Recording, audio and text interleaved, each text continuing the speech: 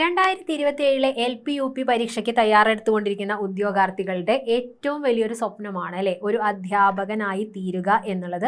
മനസ്സിന് ഏറ്റവും സാറ്റിസ്ഫാക്ഷൻ നൽകുന്ന ജോലികളിൽ ഒന്നാണ് അധ്യാപനം എന്നുള്ളത്. കാരണം നമുക്കറിയാം കുട്ടികളിൽ നിന്ന് ഒരു ടീച്ചർക്ക് അനുഭവിക്കാൻ സാധിക്കുന്ന സ്നേഹം എന്നുള്ളത് വളരെ മികച്ചൊരു കാര്യമാണ്. കുറച്ച് വലുതായി കഴിഞ്ഞാലും മറ്റെവിടെയെങ്കിലും ഒക്കെ വെച്ചിട്ട് നമ്മൾ പഠിപ്പിച്ച കുട്ടികൾ നമ്മളുടെ അടുത്ത് വന്നിട്ട് ആ സ്നേഹം പ്രകടിപ്പിക്കുമ്പോൾ അതൊരു വല്ലാത്തൊരു അനുഭവമായിരിക്കും. അപ്പം അതിനുള്ള ഒരു സാഹചര്യം എല്ലാവർക്കും ലഭിക്കട്ടെ എന്ന് തുടക്കത്തിലെ പ്രാർത്ഥിക്കുകയാണ്.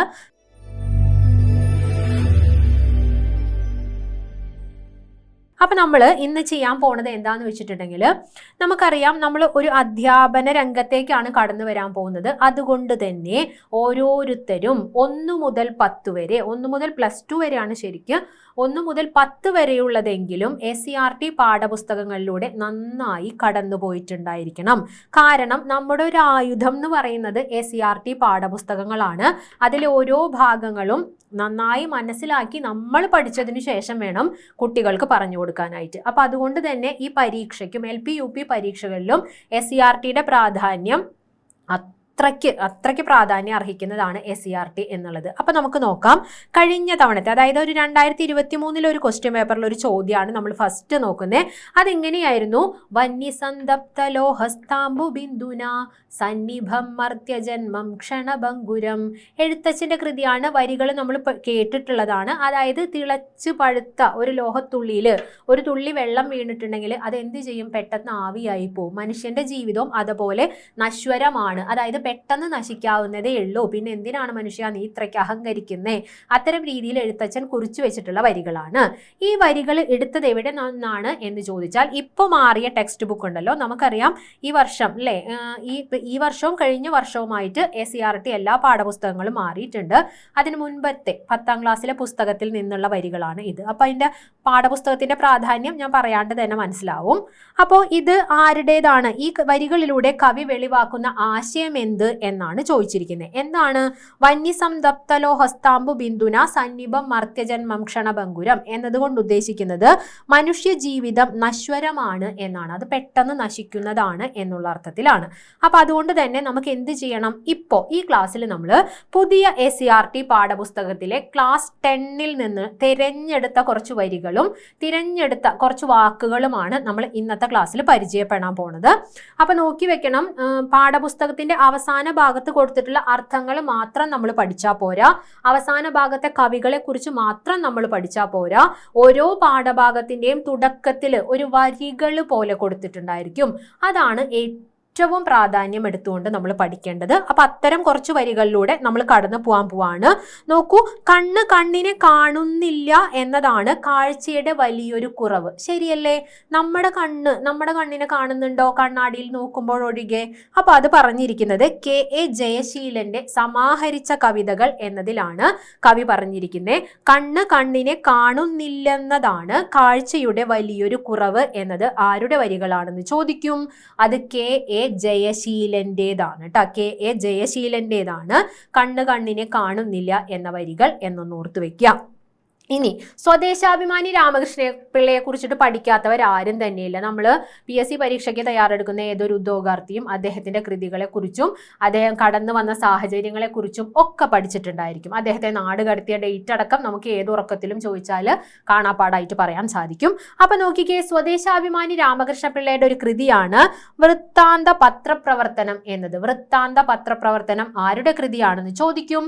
അത് നമ്മുടെ സ്വദേശാഭിമാനി രാമകൃഷ്ണ പിള്ളയുടെ കൃതിയാണ്. നോക്കൂ, പത്രങ്ങളുടെ അധ്യാപന ശക്തിയെ പറ്റി പറയുമ്പോൾ അതിലെ ഭാഷയെയും ഗണിക്കേണ്ടി വരുന്നു. മറ്റനേകം കൃത്യങ്ങളെ സാധിക്കുന്ന കൂട്ടത്തിൽ ഭാഷാ പരിഷ്കാരവും പത്രങ്ങളുടെ കടമയിൽ പെട്ടിരിക്കുന്നു എന്നത് തർക്കമറ്റ സംഗതിയാകുന്നു എന്നൊക്കെ പറഞ്ഞിട്ട് പത്രപ്രവർത്തനത്തിന്റെ കാര്യങ്ങളെ കുറിച്ചൊക്കെ വിശദീകരിക്കുന്ന ഒരു കൃതിയാണ് വൃത്താന്ത പത്രപ്രവർത്തനം. അത് ആരുടെ കൃതിയാണെന്ന് ചോദിക്കാൻ സാധ്യതയുണ്ട്. ഓർത്തു വെച്ചേക്ക, അത് നമ്മുടെ സ്വദേശാഭിമാനി രാമകൃഷ്ണ പിള്ളയുടെ കൃതിയാണ്. എന്റെ നാടുകടത്തൽ അദ്ദേഹത്തിന്റെ കൃതിയാണ്, നമുക്കറിയാലോ. അപ്പൊ അതും കൂടെ ഓർക്കുക. വൃത്താന്ത പത്രപ്രവർത്തനം, എന്റെ നാടുകടത്തലൊക്കെ സ്വദേശാഭിമാനി രാമകൃഷ്ണ പിള്ളയുടെ കൃതികളാണ്. കണ്ണിനെ കാണുന്നില്ല എന്നത് ആരുടെ കൃതി എന്നാണ് നമ്മൾ പഠിച്ചത് തൊട്ട് മുമ്പ്? അത് KA ജയശീലന്റേതാണ്. കറക്റ്റ് ആണ്. നമ്മൾ പറഞ്ഞുല്ലോ സാഹിത്യ ഭാഗങ്ങൾ മാത്രമല്ല. ഈ ഒരു ക്വസ്റ്റ്യൻ നോക്കൂ. പത്രസ്വാമി ഉത്തരവായി, പിന്നെ രണ്ടുപേരും താഴെ ഇറങ്ങി. ഇതിൽ അടിവരയിട്ട പദങ്ങൾ സന്ധി ചെയ്തും അല്ലാതെയും എഴുതിയിരിക്കുന്നത് ശ്രദ്ധിച്ചല്ലോ. ചേർത്തെഴുതിയപ്പോൾ എന്തൊക്കെ പ്രത്യേകതകൾ ഉണ്ടായി അതൊന്ന് വിശദമാക്കാനാണ് പറയുന്നത്. അതായത് സന്ധിയിൽ നിന്നും ചോദ്യങ്ങൾ ചോദിക്കും. നോക്കിക്കേ, ഉത്തരവ് ആയി കൂടിച്ചേർക്കുമ്പോൾ നമുക്ക് എന്ത് പറയാൻ പറ്റും? ഉത്തരവായി എന്ന് പറയാൻ പറ്റും. ഉത്തരവ് പ്ലസ് ആയി കൂട്ടിച്ചേർക്കുമ്പോൾ നമുക്ക് പറയാൻ സാധിക്കും ഉത്തരവായി എന്നുള്ളത്. കറക്റ്റ് ആണല്ലോ. ഇവിടെ വന്ന സന്ധിമാറ്റം എന്താണ്? ഉത്തരവ് പ്ലസ് ആയി ഉത്തരവായി. നമ്മൾ ആയി കൊടുത്തു, നമുക്ക് വായി കിട്ടി. അപ്പൊ വ് എന്ന വർണ്ണം ആഗമിച്ചത് കൊണ്ട് ഇത് ആഗമസന്ധിക്ക് ഉദാഹരണമാണ്. ക്ലിയർ അല്ലേ? രണ്ടാമത്തെ ചോദ്യം, താഴെ പ്ലസ് ഇറങ്ങി കൂട്ടിച്ചേർത്ത് എഴുതുമ്പോൾ നമുക്ക് എന്ത് പറയാൻ പറ്റും? അത് താഴെ ഇറങ്ങി എന്നായി മാറും. ഇവിടെ വരുന്ന വർണ്ണമാറ്റം എന്താ? യ് എന്ന വർണ്ണമാണ് ഇവിടെ ആഗമിച്ചത്. അങ്ങനെ ഉത്തരവായി, താഴെ ഇറങ്ങി എന്നീ രണ്ട് പദങ്ങളും എന്ത് സന്ധിക്ക് ഉദാഹരണം? ആഗമസന്ധിക്ക് ഉദാഹരണം. SCRT പറഞ്ഞിരിക്കുന്ന വാക്കുകൾ ആയതുകൊണ്ട് തന്നെ ഇത് സന്ധിയുടെ ഭാഗത്ത് ചോദിക്കാൻ സാധ്യത കൂടുതലാണ്. ഇനി മറ്റൊരു കൃതിയെ കുറിച്ച് ഇതിൽ പരാമർശിക്കുന്നുണ്ട്. PN ഗോപികൃഷ്ണന്റെ ഇടിക്കാലൂരി പനമ്പട്ടടി എന്ന കൃതി. PN ഗോപികൃഷ്ണനെ കുറിച്ച് നിങ്ങൾ പഠിച്ചിട്ടുണ്ടായിരിക്കും. അദ്ദേഹത്തിന് ഇതിന് തൊട്ടു മുമ്പത്തെ എന്ത് കിട്ടിയതാണ്? ഓടക്കുഴൽ പുരസ്കാരം കിട്ടിയതാണ് അല്ലെ? അദ്ദേഹത്തിന്റെ ഏത് കൃതിക്കാണ് മക്കളെ ഓടക്കുഴൽ പുരസ്കാരം കിട്ടിയത്? ഓടക്കുഴൽ പുരസ്കാരത്തിനെ കുറിച്ച് എന്തൊക്കെ അറിയാമെന്ന് ചോദിച്ചാൽ എന്ത് പറയും നമ്മൾ? 30,000 രൂപയും പ്രശസ്തി പത്രവും അടങ്ങുന്നതാണ് ഓടക്കുഴൽ പുരസ്കാരം. ആരാ നൽകുന്നതെന്ന് ചോദിച്ചാൽ നമുക്കറിയാം, അത് ഗുരുവായൂരപ്പൻ ട്രസ്റ്റ് ആണ് നൽകുന്നത് അല്ലെ? അപ്പൊ ഇത്തവണ കിട്ടിയത് ഗോപ എന്ന കൃതിക്കാണ്, KR അരവിന്ദാക്ഷന്റെ ഗോപ. അതിനു മുമ്പാണ് നമ്മുടെ PN ഗോപികൃഷ്ണന്റെ കവിത മാംസഭോജിയാണ് എന്ന സമാഹാരത്തിന്, കവിത മാംസഭോജിയാണ് എന്ന സമാഹാരത്തിനാണ് ഓടക്കുഴൽ പുരസ്കാരം കിട്ടിയത്. അദ്ദേഹത്തിന്റെ തന്നെ മറ്റൊരു പ്രശസ്തമായ കൃതിയാണ് ഇടിക്കാലൂരി പനമ്പട്ടടി. അതിനൊരു പുരസ്കാരം ലഭിച്ചിട്ടുണ്ടായിരുന്നു. ഓർക്കുന്നുണ്ടോ? 2014 കേരള സാഹിത്യ അക്കാദമി അവാർഡ് നേടിയ കൃതിയാണ്. കേരള സാഹിത്യ അക്കാദമി അവാർഡ് നേടിയ കൃതിയാണ് ഗോപികൃഷ്ണന്റെ ഇടിക്കാലൂരി പനമ്പട്ടടി എന്നത്. കേരള സാഹിത്യ അക്കാദമി അവാർഡാണ്. കൂട്ടത്തിൽ ഒന്ന് പറഞ്ഞോട്ടെ, ഈ ഗോപികൃഷ്ണൻ എന്ന് പറയുന്നത് ഞങ്ങളുടെ തറവാട്ടിലൊരു മെമ്പറും കൂടിയാണ്. അപ്പൊ അതിൽ അഭിമാനിക്കുന്നു. അപ്പൊ ഓർത്തു വെക്കുക, ഓടക്കുഴൽ പുരസ്കാരം നേടിയ കൃതി കവിത മാംസഭോജിയാണ്. ഇനി ഇടിക്കാലൂരി പനമ്പട്ടടിക്ക് കിട്ടിയത് കേരള സാഹിത്യ അക്കാദമി അവാർഡാണ്. രണ്ടും ഓർത്തു വെക്കണം. SCRT ഇത്തവണ അദ്ദേഹത്തിന്റെ കൃതി പഠിക്കാനുണ്ട്. അടുത്തത് നോക്കൂ, PP രാമചന്ദ്രന്റെ ഒരു കൃതിയാണ് കാറ്റേ കടലെ എന്നത്. PP രാമചന്ദ്രൻ ഇമ്പോർട്ടന്റ് ആയ വ്യക്തിത്വമാണ്. അദ്ദേഹത്തിന്റെ മിക്ക SCRT പാഠപുസ്തകങ്ങളിലും അദ്ദേഹത്തിന്റെ എന്തെങ്കിലുമൊക്കെ കൃതികൾ വരാറുണ്ട്. ഓർത്തു വെക്കണം. കാറ്റേ കടലെ, നമ്മൾ ഇങ്ങനെ ചിന്തിച്ചാൽ മതി, കടലിന്റെ സൈഡിൽ കൂടെ ഒക്കെ നമ്മൾ ഇങ്ങനെ കാറ്റും കൊണ്ട് നടക്കുമ്പോഴല്ലേ നമ്മൾ PP ഒക്കെ വിളിച്ച് നടക്കുന്നേ? കണ്ടിട്ടില്ലേ? കുറെ പേര് ഓടക്കുഴലും PP ഒക്കെ വിൽക്കാൻ നടക്കുന്നത്, ബലൂണുകളൊക്കെ. അപ്പൊ അങ്ങനെ കണക്ട് ചെയ്ത് പഠിച്ചോളൂ. കാറ്റേ കടലെ എന്നത് PP രാമചന്ദ്രന്റെ കൃതിയാണ്. അതിൽ പരാമർശിക്കുന്നത് മനയോല തേച്ച് മുഖം കാട്ടി ചുട്ടിക്കു മലർന്നു കിടക്കയല്ലേ മലനാട്ടുമണ്ണ്. നമ്മൾ കേരളത്തിനെ കുറിച്ചാണ് പറയുന്നത്. മനയോല, എന്താ മനയോല എന്നറിയോ മക്കളെ? ഈ ചുട്ടി കുത്താന്ന് കേട്ടിട്ടില്ലേ? കഥകളിക്കൊക്കെ വേണ്ടിയിട്ട് മുഖത്ത് ആ മേക്കപ്പ് ഇടിയില്ലേ, മുഖത്ത് ചായം തേക്കില്ലേ, അതിനെയാണ് ഈ ചുട്ടി കുത്തുക എന്ന് പറയുന്നത്. ആ ചുട്ടി കുത്തുന്നത് തന്നെ നമ്മൾ കോഴ്സായിട്ട് പഠിക്കണം. അപ്പൊ ഈ ചുട്ടി കുത്താൻ ഉപയോഗിക്കുന്ന ആ വസ്തുവിനെയാണ് മനയോല എന്ന് പറയുന്നത്. നിങ്ങൾ കേട്ടിട്ടുണ്ടാവുമല്ലോ, മനയോല ചാർത്തി കേളി വസന്തം എന്നൊക്കെ പറഞ്ഞിട്ടൊരു പാട്ടുണ്ട്. അപ്പൊ എനിക്ക് ആദ്യം അറിയില്ലായിരുന്നു എന്താ ഈ മനയോല. പിന്നെയാണ് മനസ്സിലായേ, ചുട്ടി കുത്താൻ ഉപയോഗിക്കുന്ന വസ്തുവിനെയാണ് മനയോല എന്ന് പറയുന്നത്. ഓർത്തു വെക്കണം. അപ്പൊ അത് കാറ്റേ കടലെ എന്ന കൃതിയിൽ നിന്ന് എടുത്തതാണ്. PP രാമചന്ദ്രന്റേതാണ്. ഓർത്തു വെക്കുക. ഇനി അടുത്തത് നോക്കൂ, NV കൃഷ്ണവാര്യര് ഒരു പഴങ്കഥ എന്ന് പറയുന്ന ഒരു കൃതിയിലെ കുറച്ച് വരികൾ കൊടുത്തിട്ടുണ്ട്. എന്നു നീ നീയായി കാണും പുല്ലിനെ പറവയെ അന്നു കൈവരും നിനക്കാത്മ വിജ്ഞാനാനന്ദം എന്നാണ് പറയുന്നത്. അതായത് എന്നാണോ മറ്റുള്ളവരിൽ നമ്മളെ കാണാൻ സാധിക്കുന്നത് അത്തരം രീതിയിൽ വരുമ്പോൾ മാത്രമേ നമുക്ക് എന്തുണ്ടാവുള്ളൂ, ആത്മവിജ്ഞാനം, നമ്മുടെ അറിവ് കൊണ്ടുള്ള ഒരു സന്തോഷം നമുക്ക് ഉണ്ടാവുക എന്നുള്ള രീതിയിൽ പറഞ്ഞത് NV കൃഷ്ണവാര്യരാണ്. ഒരു പഴങ്കഥ എന്ന കൃതിയിലാണ്. ഇത് ഓർത്തു വെക്കുക.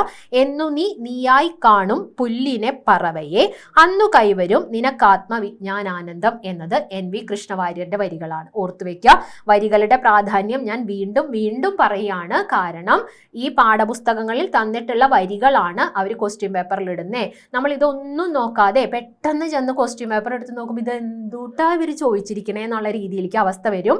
കഴിഞ്ഞ LP UP എഴുതിയ കുട്ടികൾക്ക് എനിക്ക് തോന്നുന്നു LP വലിയ കുഴപ്പമുണ്ടായിരുന്നില്ല, UP എഴുതിയവരൊക്കെ കുറച്ചൊന്ന് കണ്ണ് തള്ളിയിട്ടാണ് വന്നത്. അപ്പം നന്നായിട്ട് പഠിച്ചു പോവാ, പാഠപുസ്തകങ്ങൾ അരച്ച് കലക്കി കുടിക്കുക എന്ന് തന്നെ നമുക്ക് വേണമെങ്കിൽ പറയാം. ഇനി നോക്കിയേ, കുമാരനാശാന്റെ വീണപൂവ് നമുക്കറിയുന്നതാണ്, ഖണ്ഡകാവ്യമാണ്, ലക്ഷണമൊത്തതാണ്, നമുക്കറിയാം. വീണപൂവ് കുമാരനാശാന്റെ കൃതിയാണ്. ഒന്നല്ലി നാമയി സഹോദരരെല്ലി പൂവേ എന്നുള്ളതൊക്കെ അദ്ദേഹത്തിന്റെ വീണപൂവ് എന്ന കൃതിയിൽ നിന്ന് എടുത്തിട്ടുള്ളതാണ്. ഇനി നോക്കിയേ, NK ദേശത്തിനെ കുറിച്ച് നമ്മൾ കേട്ടിട്ടുണ്ട്. അദ്ദേഹത്തിന്റെ മറുനാട്ടിൽ നിന്ന്, നമുക്കറിയാം ദേശം നാട് കണക്ട് ചെയ്യാൻ എളുപ്പമാണ് അല്ലെ.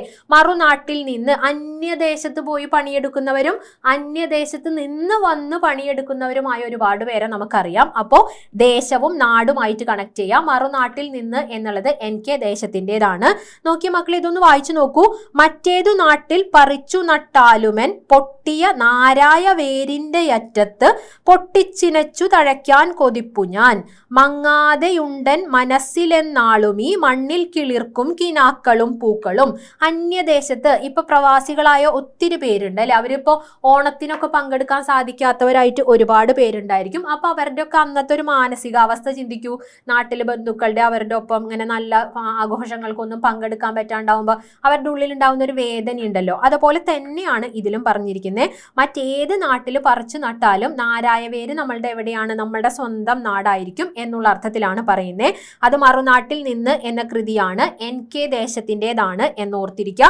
നമ്മളിപ്പോ പഠിച്ചുകൊണ്ടിരിക്കുന്നത് SCERT പുതിയ ടെക്സ്റ്റ് ബുക്കിലെ വരികളാണ് കേട്ടോ. ഇനി അതിൽ പ്രത്യേകം പരാമർശിച്ചിട്ടുള്ള കുറച്ച് കൃതികൾ കൊണ്ടുവന്നിട്ടുണ്ട്. ഒക്കെ ഒന്നിനൊന്ന് ഇമ്പോർട്ടൻ്റ് ആണ്. വല്ലി എന്ന കൃതി, ഇതൊക്കെ PYQs ആണ്. നിങ്ങൾ ഏതെങ്കിലും ക്വസ്റ്റ്യൻ പേപ്പറിലൊക്കെ ഇത് കണ്ടിട്ടുണ്ടായിരിക്കും. വല്ലി എന്നത് ഷീല ടോമിയുടെ കൃതിയാണ്. വല്ലി എന്ന കൃതി രചിച്ചിരിക്കുന്നത് ആര് എന്ന് ചോദിച്ചിട്ടുണ്ടെങ്കിൽ ഷീല ടോമിയാണ്. ഈ ചേരുംപടി ചേർക്കുക എന്നുള്ള രീതിയിലൊക്കെ ഈ ഭാഗത്ത് നിന്ന് ക്വസ്റ്റ്യൻസ് വരാറുണ്ട്. തട്ടകം ആരുടേതാണ്? കോവിലന്റേതാണ് തട്ടകം. നിങ്ങൾ കേട്ടിട്ടുണ്ടായിരിക്കും. അമ്പലവുമായിട്ടൊക്കെ ബന്ധപ്പെട്ടിട്ടേ, അമ്പലത്തില് ഉത്സവത്തിന് വെളിച്ചപ്പാട് തുള്ളില്ലേ, എല്ലാ ഭാഗത്തും ഉണ്ടോ എന്ന് എനിക്കറിയില്ല, നമ്മളുടെ അടുത്തൊക്കെ ഉണ്ട്. വെളിച്ചപ്പാട് തുള്ളുമ്പോൾ നമ്മളോട് ഇങ്ങനെ നമ്മളെ എരുത്തിക്ക് വിളിച്ചിട്ട് ഇങ്ങനെ നമ്മൾ അനുഗ്രഹിച്ചിട്ടൊക്കെ പറയും ഇങ്ങനെ തട്ടകം, ഈ തട്ടകം ഞാൻ കാത്തോളാം എന്നൊക്കെ പറയും. അതായത് അവരുടെ ഒരു ചുറ്റുവട്ടം, അവരുടെ ഒരു പരിപാലിക്കുന്ന ഒരു ഏരിയ ഉണ്ടാവില്ല, അതിനെയാണ് തട്ടകം എന്ന് പറയുന്നത്. അപ്പൊ കോവിലും തട്ടകവും ആയിട്ട് കണക്ട് ചെയ്യാൻ പറ്റും. അതിന് വേണ്ടിയിട്ട് പറഞ്ഞതാണ്. തട്ടകം എന്ന കൃതി കോവിലന്റേതാണ്. അടുത്തത് കൊച്ചരേത്തിയാണ്. നമ്മൾ എല്ലാവരും പഠിച്ചിട്ടുള്ളതാണ്. നാരായണന്റെ കൃതിയാണ് അല്ലെ. നാരായണന്റെ കൃതിയാണ് കൊച്ചരേത്തി. അതിന് പ്രത്യേകിച്ച് ക്ലൂവിന്റെ ആവശ്യമൊന്നുമില്ല, എല്ലാവർക്കും അറിയുന്നതാണ്. അമ്മയെ കാണാത്തവന്റെ കാർമേഘങ്ങൾ എന്നത് UA ഖാദറിന്റെ കൃതിയാണ് കേട്ടോ. നമുക്കറിയാം അല്ലെ, നമുക്ക് ഏറ്റവും പ്രിയപ്പെട്ടത് നമ്മുടെ അമ്മയായിരിക്കും. 90% ആളുകൾക്കും ഏറ്റവും നമ്മളുടെ ഉള്ളിനോട് ചേർന്ന് നിൽക്കുന്നത് നമ്മുടെ അമ്മയായിരിക്കും. അപ്പോൾ അമ്മയെ കാണാത്തവന്റെ കാർമേഘങ്ങൾ എന്നത് ആരുടെ കൃതിയാന്ന് ചോദിച്ചാൽ അത് UA ഖാദറിന്റെ കൃതിയാണെന്ന് ഓർക്കുക. നാരായണന്റെ കൃതി കൊച്ചരേത്തിയാണ്. തട്ടകം ആരുടേതാണ് നമ്മൾ ഡിസ്കസ് ചെയ്തേ? കോവിലന്റെ തട്ടകമാണ്. ഇനി വല്ലി എന്നത് ആരുടേതാണെന്ന് ചോദിച്ചാൽ അത് നമ്മുടെ ഷീല ടോമിയുടെ കൃതിയാണ്. അപ്പൊ ഇതുപോലെ പ്രധാനപ്പെട്ട വരികളും സാഹിത്യകാരന്മാരെയും ഒക്കെ നമ്മൾ പഠിക്കണം. അതുകൂടാതെ പാഠഭാഗത്തിന്റെ ടെക്സ്റ്റ് ബുക്കിന്റെ അവസാന ഭാഗത്ത് അർത്ഥങ്ങൾ കൊടുത്തിട്ടുണ്ടായിരിക്കും. അതിൽ നമ്മൾ ചിലപ്പോൾ ഒട്ടുമേ കേൾക്കാത്ത വാക്കുകളൊക്കെ ഉണ്ടായിരിക്കും. കുറെയൊക്കെ നമുക്ക് പരിചിതമായിരിക്കും. പരിചിതമായത് ജസ്റ്റ് ഒന്ന് വായിച്ചു വിട്ടേക്കാം, അല്ലാത്തത് നന്നായിട്ട് പഠിക്കുക. അങ്ങനെ കുറച്ച് വാക്കുകൾ കൊണ്ടുവന്നിട്ടുണ്ട്, ജസ്റ്റ് ഒന്ന് നോക്കിക്കോളൂ. പ്രത്യുൽപ്പന്ന മതി നമ്മൾ പഠിച്ചിട്ടുള്ളതാണ്. ഒറ്റപ്പദങ്ങൾ പഠിക്കുമ്പോൾ പ്രത്യുൽപ്പന്ന മതിത്വം എന്നൊരു വാക്ക് നമ്മൾ പഠിച്ചിട്ടുണ്ടല്ലോ. എന്താ അത്? വേണ്ടത് വേണ്ടപ്പോൾ ചെയ്യാനുള്ള ഒരു ബുദ്ധിയാണ് അല്ലെ. നമ്മളെപ്പോഴും പറയും അയ്യോ അപ്പം അങ്ങനെ പറഞ്ഞാൽ മതിയായിരുന്നു, അയ്യോ അന്ന് ഇങ്ങനെ ചെയ്താൽ മതിയായിരുന്നു, അങ്ങനെ നമ്മൾ പറയും. വേണ്ട സമയത്ത് ചെയ്യാതെ പിന്നീട് അതോർത്ത് ദുഃഖിക്കുന്ന ഒരുപാട് പേര് നമുക്കിടയിലുണ്ട്. ഇതല്ല, വേണ്ടത് വേണ്ടപ്പോൾ ചെയ്യാനുള്ള ഒരു കഴിവിനെയാണ് പ്രത്യുൽപ്പന്ന മതിത്വം എന്ന് പറയുന്നത്. ഇവിടെ പ്രത്യുൽപ്പന്ന മതി എന്ന് പറഞ്ഞാൽ വേണ്ടത് വേണ്ടപ്പോൾ ചെയ്യാൻ ബുദ്ധിയുള്ള ആളിനെ നമ്മൾ വിളിക്കുന്നത് പ്രത്യുൽപ്പന്ന മതി എന്നാണ്. ക്ലിയർ അല്ലേ? രണ്ടാമത്തേത് അരിനിവഹം എന്ന വാക്കാണ്. അരി എന്ന് പറഞ്ഞാൽ എന്താ? അരി, രിപു, വൈരി. അരി എന്ന് പറഞ്ഞാൽ കഴിക്കുന്ന അരിയാണോ? അതല്ല. അരി, രിപു, വൈരി എന്ന് പറഞ്ഞാൽ ശത്രുവാണ്. നിവഹം എന്ന് പറഞ്ഞാൽ എന്താണ്? നിവഹം അത് സമൂഹം അല്ലെങ്കിൽ കൂട്ടം എന്നുള്ള അർത്ഥത്തിൽ നമുക്ക് ഉപയോഗിക്കാൻ പറ്റും. നിവഹം എന്ന് പറഞ്ഞാൽ സമൂഹം അല്ലെങ്കിൽ കൂട്ടം എന്നുള്ള അർത്ഥത്തിൽ നമുക്ക് പറയാൻ പറ്റും. അപ്പൊ അരി നിവഹം എന്ന് പറഞ്ഞാൽ അത് നമ്മുടെ ശത്രു സമൂഹം എന്നുള്ള അർത്ഥത്തിലാണ്. മൂന്നാമത്തെ നോക്കൂ, ഭരദ്വാജ നന്ദനൻ എന്നാണ്. ചോദിക്കാൻ സാധ്യതയുള്ള വാക്കാണ്, നോക്കി വെച്ചോളൂ. ഭരദ്വാജ നന്ദനൻ എന്ന് പറഞ്ഞാൽ ദ്രോണരാണ്. നിങ്ങൾക്ക് ഓർമ്മയുണ്ടോ എന്ന് എനിക്കറിയില്ല. കഴിഞ്ഞ LDCക്ക് തൃശ്ശൂർ ജില്ലയാണെന്ന് തോന്നുന്നു, അതിൽ നമ്മളുടെ ദ്രൗണിയെ കുറിച്ചിട്ട് അശ്വത്ഥാമാവ് ആര് എന്നുള്ള രീതിയിൽ ചോദിച്ചിരുന്നു. അതും SCRT ക്ലാസ് 10ൽ നിന്ന് വന്ന ചോദ്യമാണ്.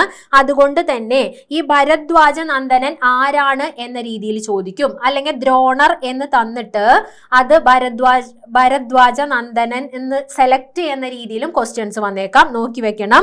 ഭരദ്വാജന്റെ പുത്രനാണ്, അതായത് ദ്രോണരെയാണ് നമ്മൾ എന്തെന്ന് പറയുന്നത്? ഭരദ്വാജ നന്ദനൻ എന്ന് പറയുന്നത്. ഓർത്തു വെക്കണം. നാലാമത്തത് ഭീഷ്മ സമാനൻ എന്ന പദം നമുക്ക് എങ്ങനെ വിഗ്രഹിക്കാം എന്നുള്ള രീതിയിൽ വരും.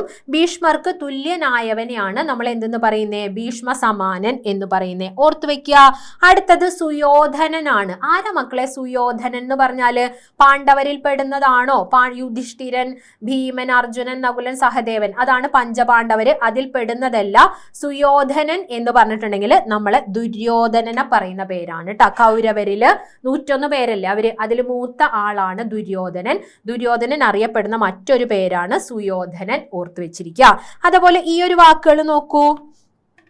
അതിവിധുര എന്നൊരു വാക്ക്. എന്താ അതിവിധുര എന്ന് പറഞ്ഞാല്?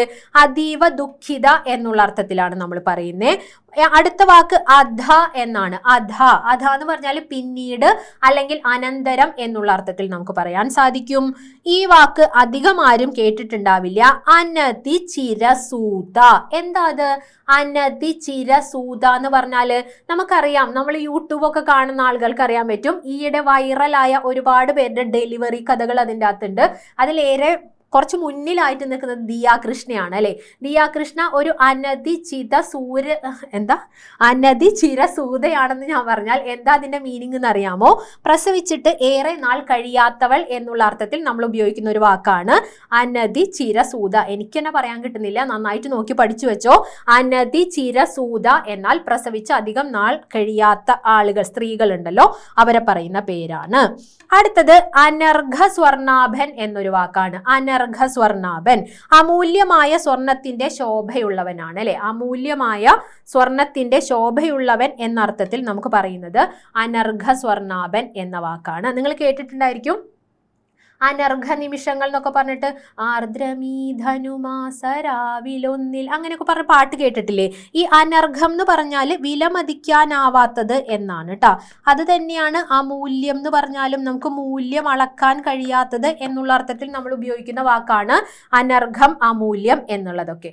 അപ്പൊ മനസ്സിലായല്ലോ SCRTയുടെ പ്രാധാന്യം മനസ്സിലായല്ലോ. SCRT പാഠപുസ്തകങ്ങൾ ഇനിയിപ്പോൾ കിട്ടുന്നില്ലെങ്കിൽ സമഗ്രേന്ന് ഡൗൺലോഡ് ചെയ്ത് വെക്കുന്നത് നന്നായിരിക്കും. പ്രിന്റ് എടുത്ത് വെക്കാൻ പറ്റും ഒരു പ്രിന്റ് എടുത്ത് വെക്കുക. എന്നിട്ട് എന്ത് ചെയ്യുക? ഓരോ ഭാഗവും നന്നായിട്ട് പഠിക്കുക.